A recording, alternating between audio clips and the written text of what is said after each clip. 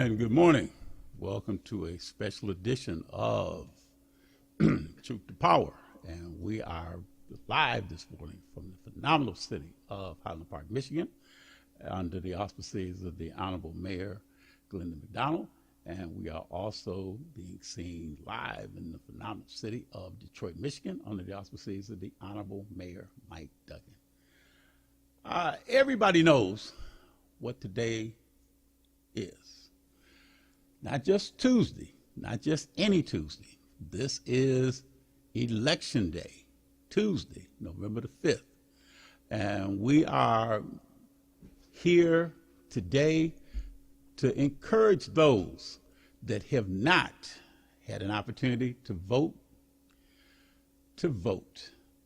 As many of you know, there was early voting that consisted up until yesterday. So a lot of people were going to the polling precincts and they were voting. And many of you have already voted absentee. So those of you that have not had an opportunity to vote absentee or to do the early voting, we encourage you, we ask you to not have your voice be silenced. We want every vote to count. There's going to be people out here that will probably try and go and get you not to vote. They're going to discourage you to vote. They're going to dissuade you from voting. But the important part is that we want to make sure that your voice is heard. Because there are people that are on this ballot today, and in the ballots that people have cast in the past, that are needing your support. Those of you that are voting today, the polling sites are open. They'll be open today from 7 o'clock until 8 o'clock tonight. If you are in line at 8 o'clock to vote, you cannot be turned away from voting.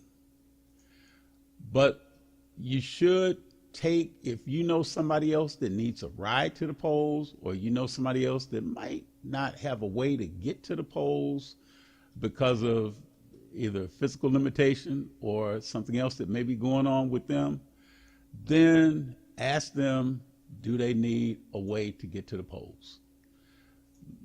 Fortunately, today is being a very, very, very warm day today. So a lot of people in the past, this is kind of a little bit unheard of to see a November the 5th day where this is not jacket weather or coat weather.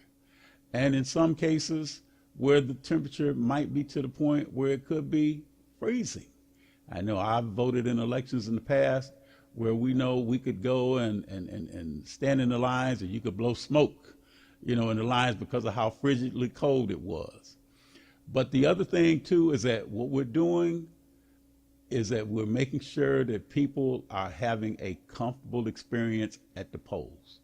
One of the things that I do today through the organization that I'm the vice president of with A. Philip Randolph Institute, the Detroit Downriver branch, is that we're taking people to the polls.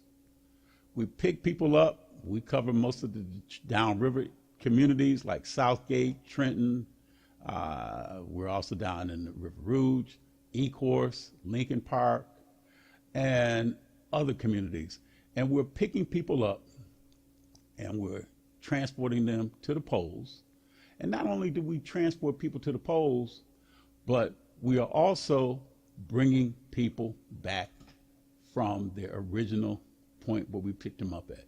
So we don't leave anybody at the polls. We make sure that they have a very good voting experience, and then we bring them back home.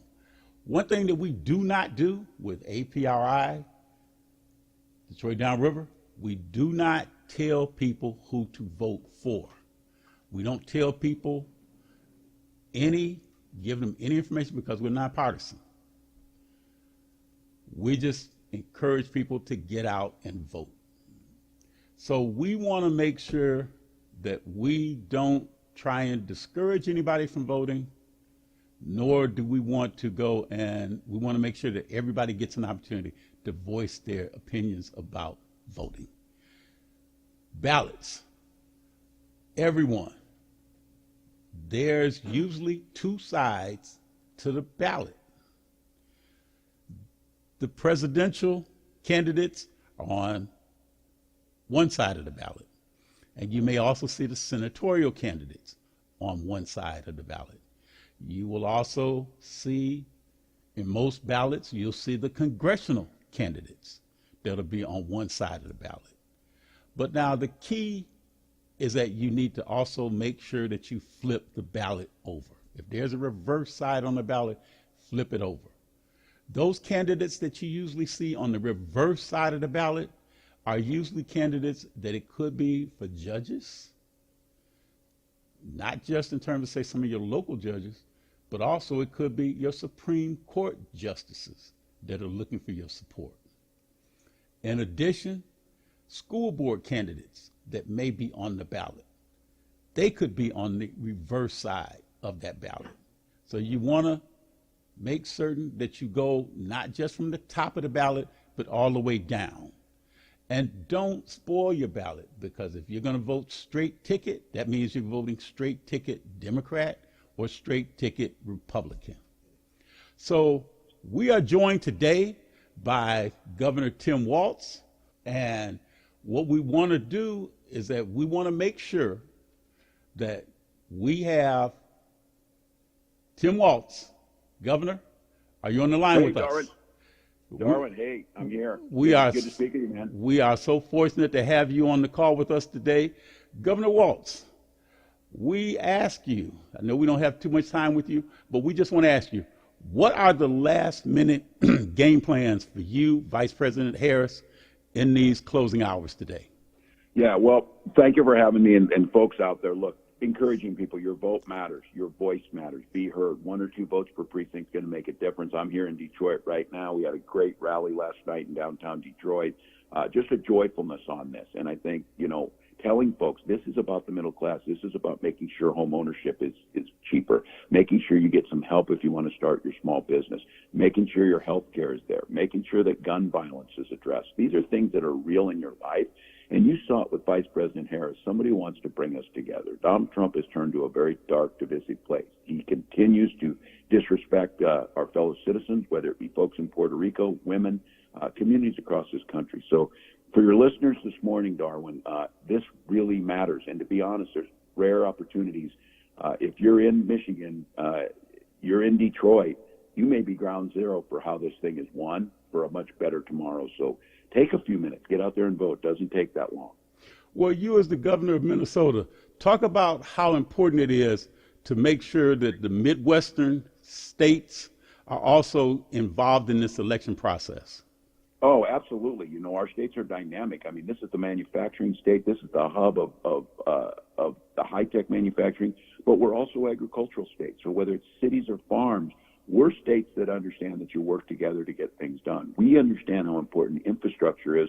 Collecting UP with the rest of the state, these things matter. And Vice President Harris has been there to pass legislation to bring back manufacturing, to pass legislation to build the roads and bridges we need, to pass legislation to invest in our schools. She's spending her time thinking about the people. Donald Trump's spending his time thinking about himself and his grievances. We just need to turn the page on this chaos. He's not interested in moving the country forward. He's interested in Donald Trump. So I just have to say, Midwest matters.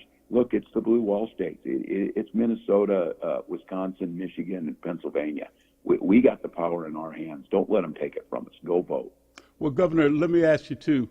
There's been a lot of misinformation and disinformation that's been going out from the Republican camp.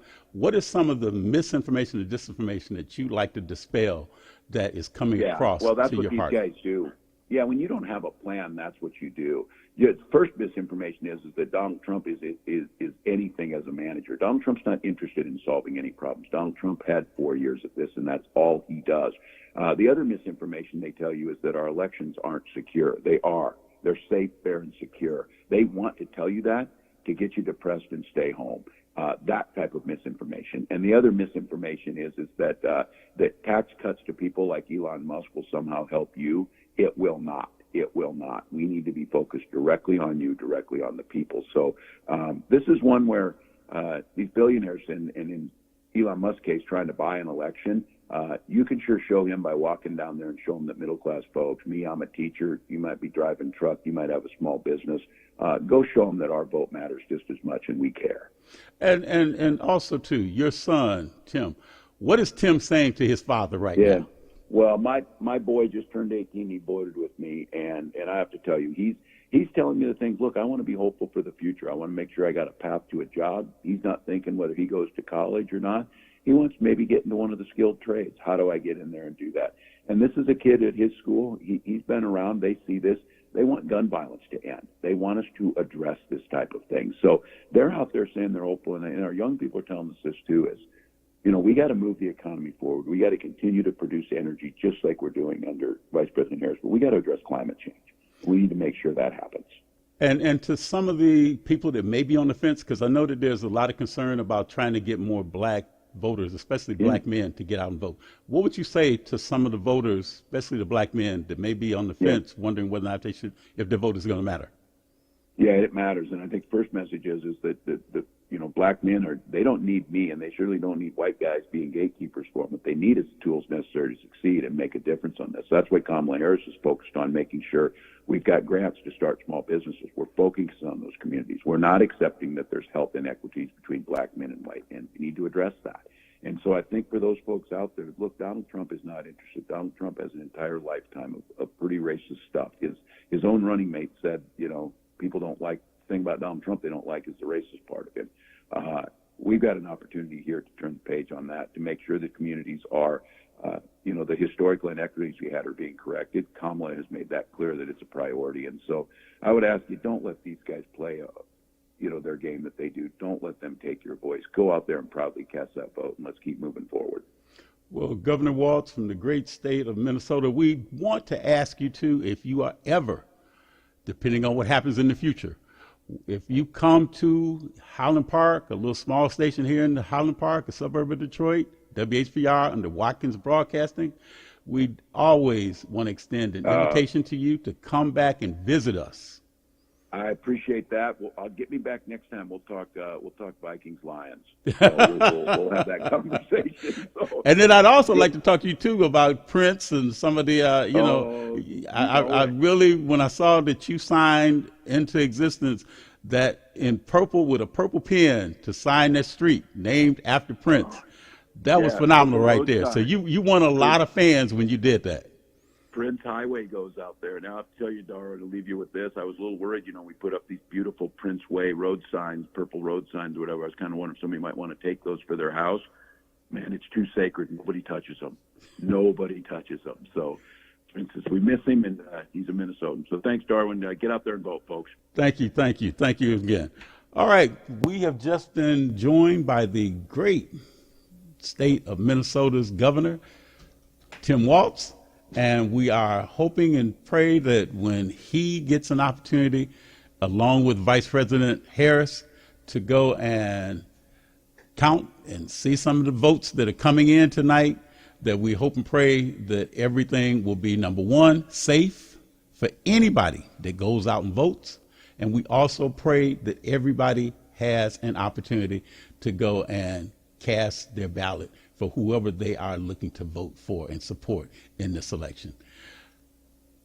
We have in the studio today, we have a young person here, because just as I was asking Governor Walz about his son, to see in terms of say about him and to be able to get out there and to vote, we've got a young person here in the studio audience with me right now, Amir. And Amir is 13 years old. And Amir is looking at what his parents, what his grandparents, and he's looking at what they're doing, getting ready to get into that voting process. Amir, welcome to Truth to Power today. Thank you. Thank you for having me on. Now, earlier I'd asked you the question about why it's important to get out to vote. At 13, you're seeing people, we go out to different polling sites, we're assisting people in terms of say we're putting out signs up to let folks know about election protection. If they need to call the number, they can call the number and get more information about their polling sites, as well as if there's any impropriety that happens in terms of say where they go vote at, that's what we'll make certain that people have that information to be able to disseminate that information out. But Amir, why do you see at the age of 13, why do you see that it's important for somebody to get out and vote? I feel like it's important for people to vote because, like, you know, even though it's just one vote, it really can change. Like, you can make a lot of change with one vote. Yeah, because there's so many people, Amir, that have won elections by one vote, and people that have lost elections by one vote.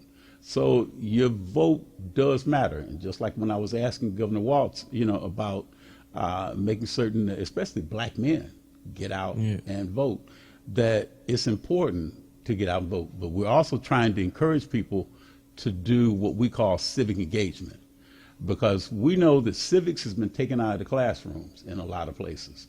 So we want to try and educate people, especially young men like your age and young women that are in school, about civic and civic engagement, because we know the different branches of government, the judicial, the executive, and the legislative branches. And to understand how people that may be on the ballot can affect change. And I think you were talking about change, you know, earlier when we were having this conversation about if you want to see a change, You have to go out and vote. you've got to get out and vote. And the legacy that is being left to so many people is that voting matters, but we educate people on what their voting rights are. And we know that if you want democracy, if you want your democracy not to be changed or to be threatened or to be taken from you, it's important to get out and vote. As Minnesota Governor Walz said, everybody has a responsibility to get out and vote. You may decide that that's something that you want to do in the future. You may decide, Amir, that you want to run for an office. I know we talked the other day, and I know you were telling me about that you were interested in being a psychologist. But there's other individuals that have said that they wanted to be teachers or astronauts or doctors or, in terms of, say, astrophysicists that may say, hey, maybe I'm thinking about running for office. And we've had people in all different capacities. Mark Kelly, I believe he's a senator out in, I believe it's Arizona, that was one of the persons that Vice President Harris was considering for a running mate for the vice president spot, on the ticket. And as many of you know, he's an astronaut. He was an astronaut before he became a senator. And then you've had others that have been in different occupations that have decided, I may want to put my hat in the race for politics. Actors, actresses, attorneys, judges, a lot of people have decided, as well as psychologists. A lot of you know, just like you're saying, Amir, that you're interested in becoming a psychologist. A lot of people know in terms of, say, people that may have been on TV that had programs that asked people for advice, either relationships or things like that. They put their hat in the race to become psychologists. But, Amir, when we talk about trying to get people into government is important because that's how your laws are laid out. You have to incorporate the bills to get the laws. That's your Constitution. That's your constitutional right. That's your Declaration of Independence. So there's so many things that have to be put into place. And then when I ask you the question about what is the Constitution, what's your answer to what is the Constitution? Do you know what the Constitution is? Not really. The Constitution is what governs you, me, Tim, Governor Walz, everybody in the nation. So it's like letting us know what we have to adhere to. Those are the laws that have to be adhered to. There are what's called amendments that are to the Constitution. But the Constitution was written many, many years ago, and by a lot of legislators, by a lot of people that were in positions of like the senators, the Congress people. But there's also what people don't understand too. There's also the Constitution when it comes down to that governs states as well as the entire nation. So there's things that we do in society that people should make an understanding that when they get out and vote, their constitutional rights are also affected, at the same time. Yeah. That people need to make a plan to vote. I know at your age, at 13, probably the first thing that you're thinking about is, okay, maybe getting your driver's license. Mm-hmm. That's something that laws are intact to make sure that you at the age of 16 can legally drive. Now, there's also the talk, too, about the possibility of maybe reducing the age of people to get out and vote instead of waiting until the age of 18 to vote earlier, because they feel like if you're responsible enough to get out and drive, some people are feeling like you're responsible enough to get out and vote. So that's another something that you have a constitutional right to be able to go because of the laws to vote at 18, but now it's trying to get people to be able to vote at an earlier age. The same thing when it comes down to drinking age. Legally, you're not allowed to drink until you get to be what age? 21. 21. And there's people out here that are wondering if they can get that law changed so that they can make it 18 to be able to get out and drink. So those are the laws, Amir, that people are really concerned about, trying to see if they can change some of those laws. Every state has different laws that they adhere to. There's some really interesting laws. So what I ask you to do, Amir, is tomorrow or later in the week, just look at the state of Michigan and see some of the laws Okay. that we have in the state of Michigan, so that you can then go and talk to some of your fellow classmates about what things that we can do here in Michigan that people didn't really know. There's laws that may have for people that may not be able to walk their dogs on a certain side of the street in some states. There are laws that may say that you can't water your grass on certain days of the week. There's all kind of different laws that are intact. Laws where it may tell you that you can't get out there and go fishing in certain municipalities. And you may have to have a fishing license to be able to get out and go fishing. But I ask you, Amir, when you go and you look up some of these laws that are going to be intact, find out more about the laws that could be affecting you. There's laws for people that are left-handed. There's laws for people out here that may, in terms of say, they can go and date